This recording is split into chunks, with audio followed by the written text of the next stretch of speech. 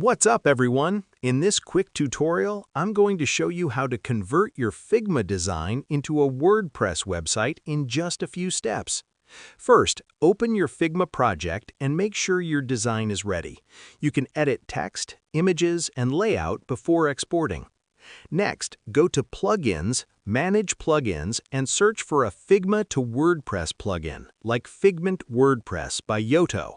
Install and run it. Once the plugin opens, enter your email and paste the shared Figma file URL. Make sure your file link is set to Anyone with the link can view. Now select your main pages, choose the device view, desktop, tablet, or mobile, and add WordPress elements like headers, footers, posts, or forms if needed. Finally, click Create Website, and the plugin will convert your Figma design into a WordPress-ready site. You can log in, preview, edit, and publish your website instantly. And that's it! Your Figma design is now a live WordPress site. Don't forget to like and subscribe for more quick design to web tutorials.